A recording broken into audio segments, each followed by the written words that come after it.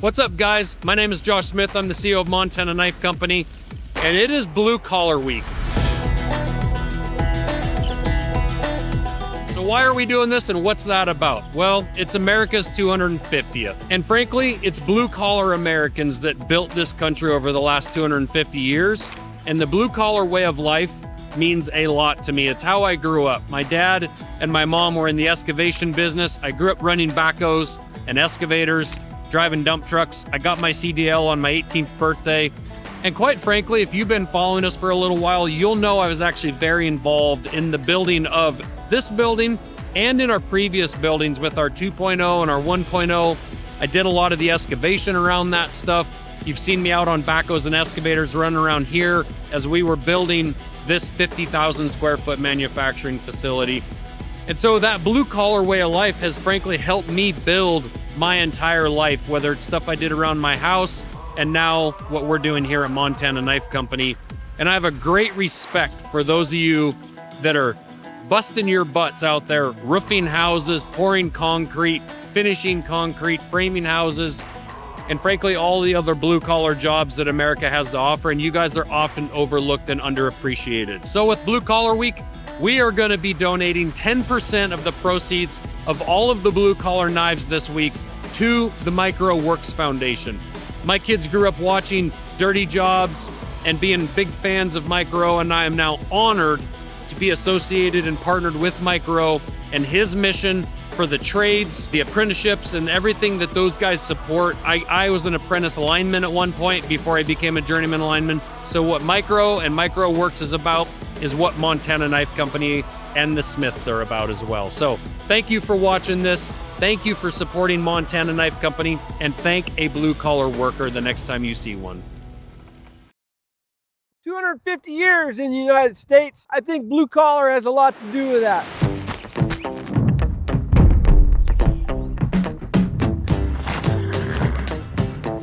Welcome to Montana Knife Company. It's a beautiful day in western Montana. I'm Bit Bagnell. I'm one of the sharpeners here. And as you can see, our American flag is alive and well. 250 years in the United States. I think blue collar has a lot to do with that. I'm proud. I'm blue as blue comes. I grew up blue collar. My folks had a small ranch at the end of the valley. We had some Hereford cows, some cow-calf pairs, and we raised a bunch of quarter horses. Being blue collar means you got to get the job done, however, whatever it takes to get it done. That's what we're doing at Montana Knife Company. I think we're all blue collar. We're putting these knives together by hand. We work hard every day, and at the end of the day, we have a nice finished product for everybody. Montana Knife Company, America, 250 years. Let's celebrate together. God bless. So yeah, we're out here with the MKC crew, doing what we do best, having some fun, working hard, getting the job done.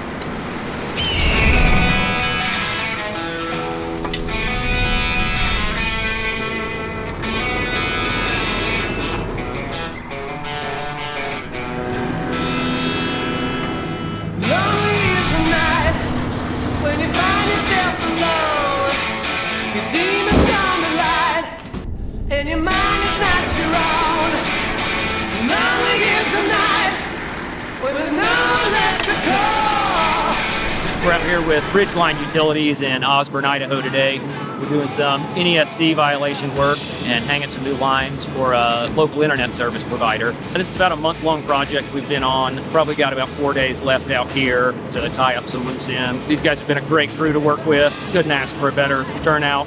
Yeah, it's been rock solid. It's Saturday morning here at the MKC factory. This is a huge morning. So we have a bunch of things going on. First off, we have Elkshape and Joel Turner here teaching guys how to, obviously shoot better. And then they're also going through a workout. The big thing that's going on today is we're actually hosting our first Cars and Coffee. Obviously, I had to bring out the Mustang, let that thing shine a little bit. We have close to 100 cars registered. It's only been open for about a half hour. The main parking lot's already full. We're starting to fill up the back parking lot. And some of the builds that are here are just like absolutely amazing.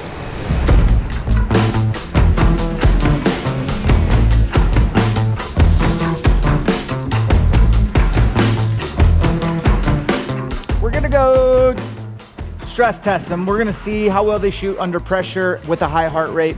Most elk that you shoot, you'll have a backpack on. Your heart rate will be elevated. and you'll feel a little anxiety to get rid of the arrow. So we're just going to try to create some perfect practice with our peers. And it's a competition, so I think I got a Stone Goat 2.0 in here to give away the first place, which is pretty sick. So let's go see who wins.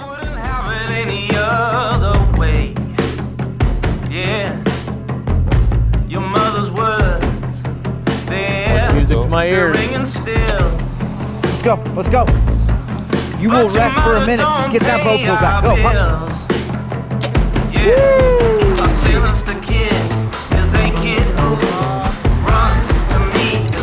I see a 10 on there. You're gonna check your stance in the Elkwoods? No, you are not. Straight into his maker's arms, and that's me. 3, 2, 1, go! That's me. That's me. The devil won't let me be. I got a tortured mind, and my blade is sharp. Where is he? Did anyone beat Noble? I got no problem giving you back-to-back prizes. You earned it. Congratulations. You won the fitness test. Amen. It's 2.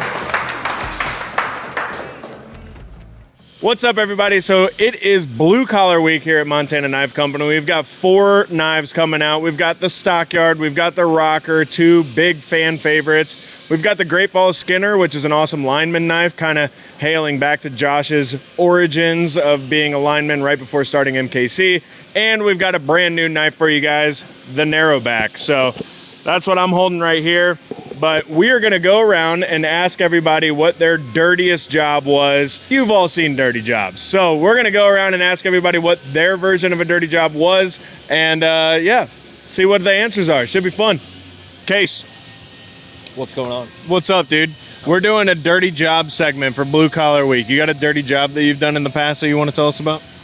Yeah, I used to have to landscape, and I landscaped at an old person home. And I had to clean out some of the sewer underneath. That was nasty. That was real nasty. That does sound nasty.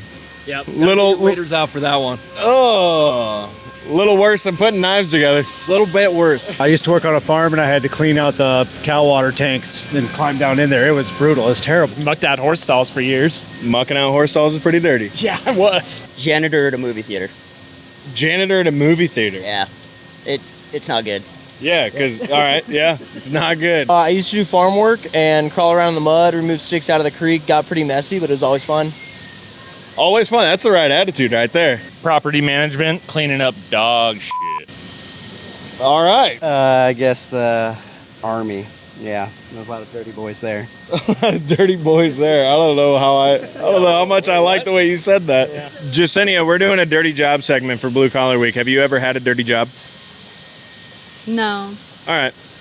I moved irrigation pipe for a summer. Okay. I worked 2 summers framing houses. Okay. And then last one, I detailed RVs and boats for a summer. Which actually, I was a detailer for a while. I mean, it's dirty, dude. It's surprisingly dirty. You'd be amazed at the state at which people keep their vehicles in. It's gross, man. And you got to buff it all out and shine it. And yeah, you got to make it look brand new, or else they're gonna be real upset. Exactly. So. All right, very good. People buying stuff. Yeah, I gotta read the tags. I'm not used to this. Normally I just get them sharp. So. Good thing you got your readers on. Good thing I got my readers on. We're asking people what the dirtiest job they've ever had was. At one point they hired me to climb inside a container truck, like the tanker truck. Yep. And I don't know what they were hauling it, but I was down inside the container and with a power washer. And then I was using Mkc'S to spray in there. Yeah, great. To get it off of the aluminum inside this. That was bad. Yeah, Mkc'S I bet is great for you. Right. Worked on a farm. It's pretty dirty. What were you doing on the farm? Just tilling dirt, soil, moving stuff around, hay. All right. Yep. Hay. What was it? Roseburg, Forest System Mill that shut down here in Missoula. Okay, what were you doing there? I ran machine centers. All right.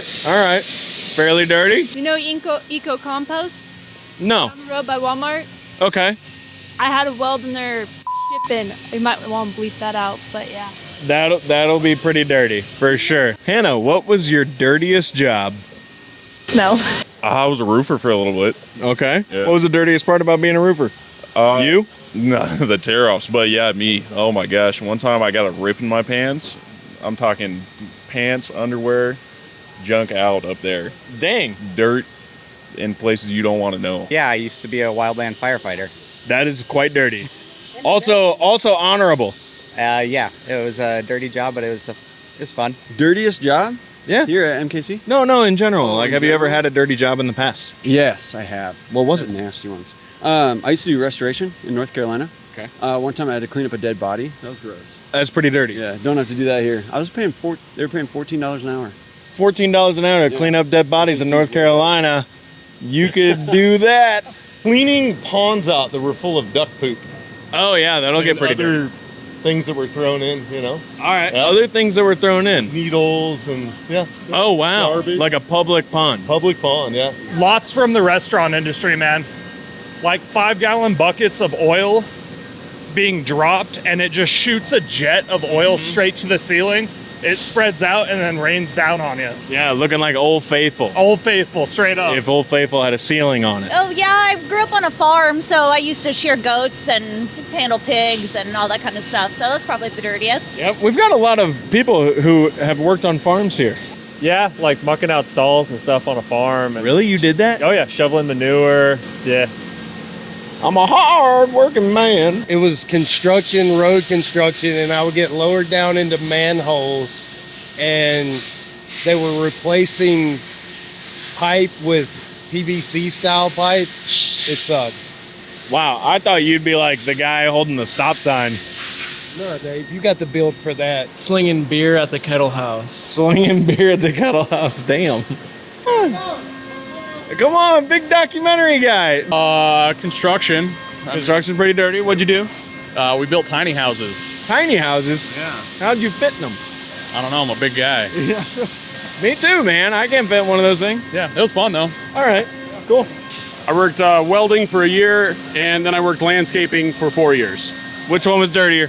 Landscaping, cleaning out ponds, digging trenches, some nasty stuff, but it was fun being outside. I worked on the flight deck of an aircraft carrier. Ooh, what was dirty about that? Oh, jet fuel dripping on you and oil and just hot exhaust. Were you the guy like catching the planes? No, I worked on electronics. Oh, so you were a nerd. Yep. Nerd on the aircraft carrier. Sick. All right, cool. John is our new director of product. John, have you ever worked a dirty job? Yes, I have. I worked construction in high school. What did you do? Mostly cleanup. Nice. All right, that's much better than I thought it was going to be. Hell yeah, John.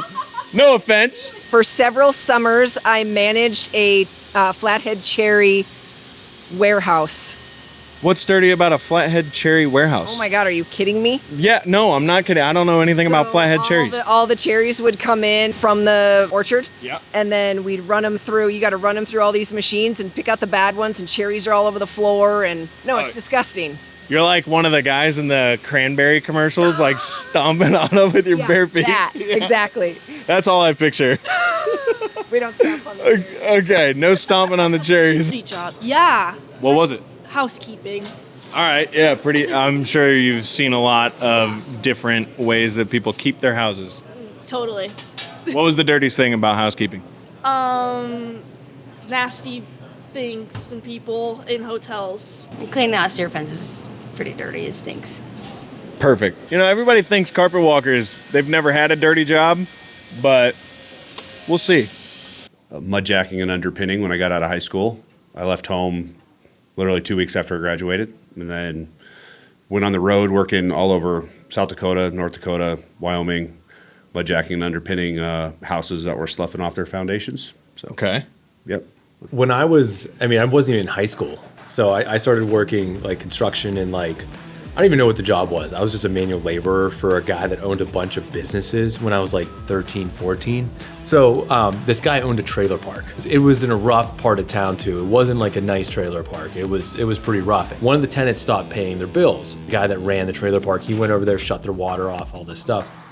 What we didn't know is they came out there, they tried to turn on themselves by pretty much wrenching on the water pipe, and they broke the water pipe off the trailer home, and so we had to go and like re-dig it and find out where it disconnected and all this stuff. And and it was pretty far down, and like we're in this hole that is probably 4 by 4. I'm with my coworker Dave, who's just like 65-year-old gritty dude. He's just digging, and I'm bailing water because the pit is full, is filling up full of mud. Yeah. And I'm just sitting there bailing water, and I'm helping him dig. So we're just bailing, and we're bailing, and we're bailing, and we're digging, and we're bailing water out.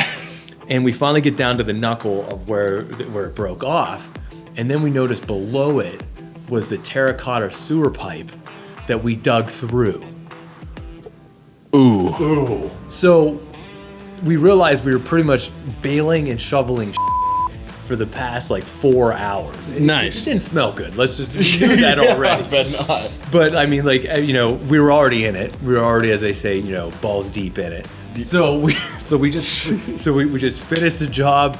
And I just remember both of us just stripping down to our underwear, throwing our clothes in the garbage, and just driving home. Didn't say a word to each other. I worked for a moving company for like a couple months, and we had to move a couch that was like somebody's couch in a room where they had a bunch of pet rats. It was like a rat couch. Like it was a couch specifically for the rats, and we had to move it, and it was really heavy, and it smelled really bad.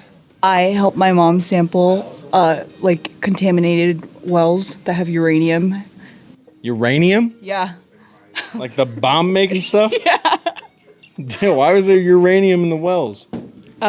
From like years and years of uranium mining and improper like protocols for like keeping it contained. Yeah, no, I've worked dirty jobs. I've had to I grew up putting in septic systems, and so I've had to like get in old septic tanks and replumb lines into them and stuff like that. So that sounds pretty gross. When you grow up doing excavation, sometimes you have to.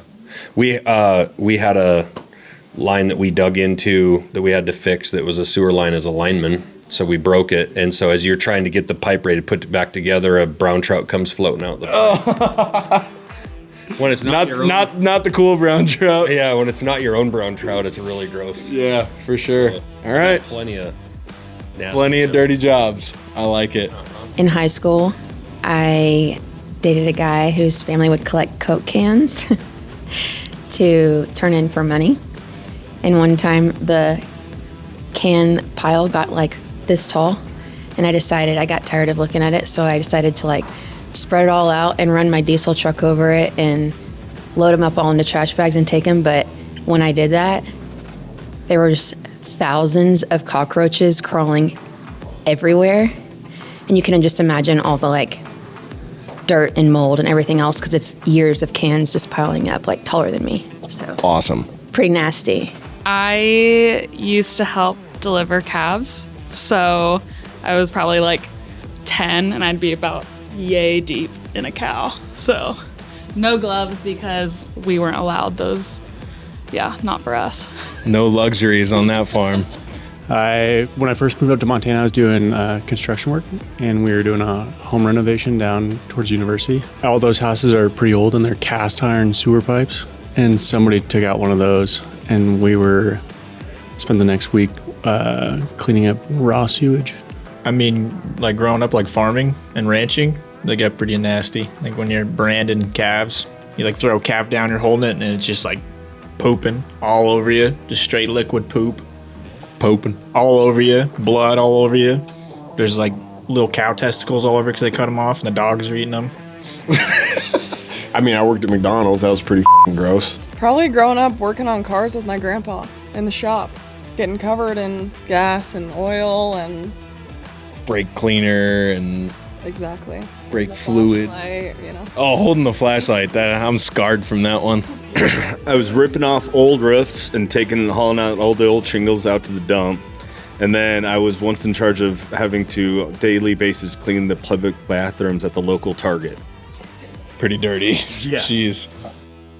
Hey guys, my name's Josh. I'm the CEO of Montana Knife Company, and we have a brand new knife announcement. And this one is kind of different, and I'm actually very excited about it. And it comes in our blue collar line.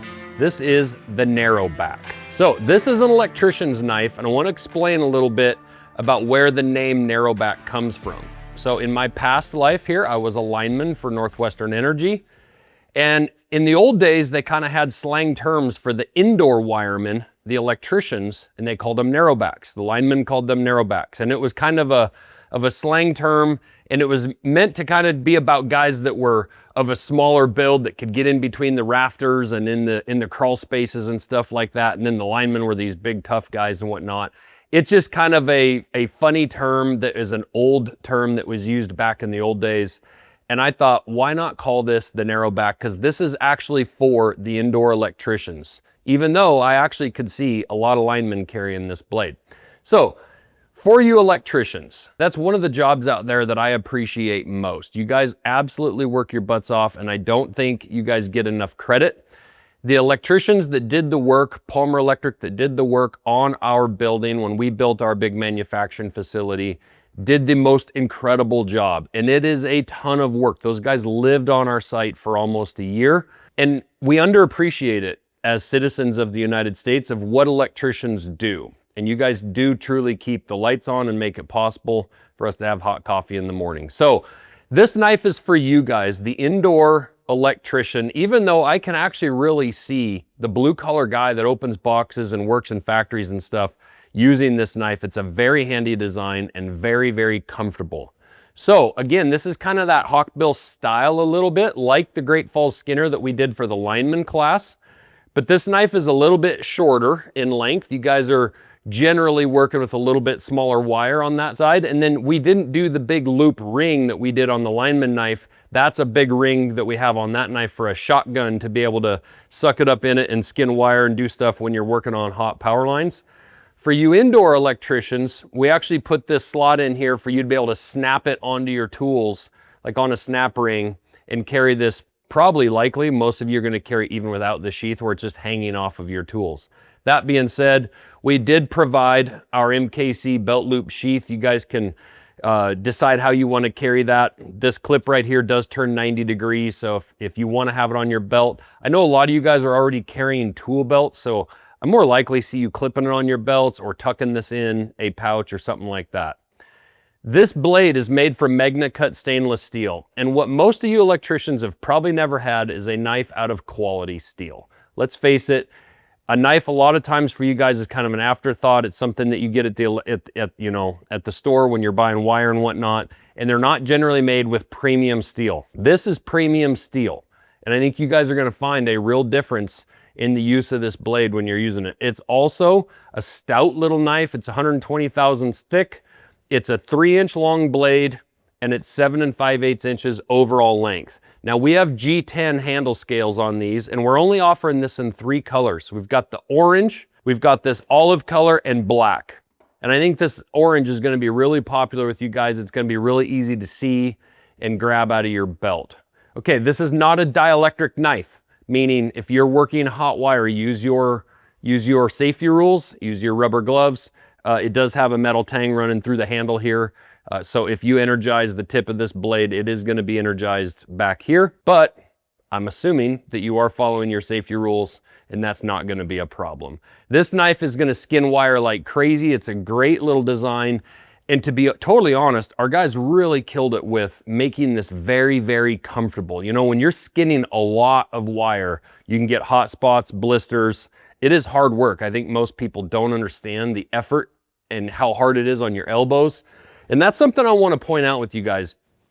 Most electricians, linemen, by the time they get to the end of their career, their elbows are shot, their shoulders are shot, and a lot of that is actually from having improper tools. Okay, if you're having to work way, way too hard to cut wire, to skin wire, it is hard on your body. And I think in general, companies have gotten a lot better about providing like electric cutters and stuff like that. But there's really still no great ways to skin wire. You got to go old school, whether or not you're spinning a stripper on there or you're stripping it with a knife. You want to do it as easily as possible with the least amount of resistance as possible. This is an R&D drop. This will be the only one, so it's got R&D here on the blade, research and development. This is a fantastic blade, and you're going to love it. This is the NARROWBACK. This is for you electricians, and thank you for what you do. What's up, guys? My name's Alex. I'm a production area manager here at MKC. This week is Blue Collar Week, and we're giving away the new addition to the Blue Collar knives line, the NARROWBACK. So the NARROWBACK right here, it's an electrician's knife, good everyday knife, cutting zip ties, boxes, anything you need on the job. It'll be dropping this week alongside the Stockyard, the Great Falls Skinner, and the Rocker. All you need to do to win this knife is like this video, comment on this video, and subscribe to our YouTube channel and our email list.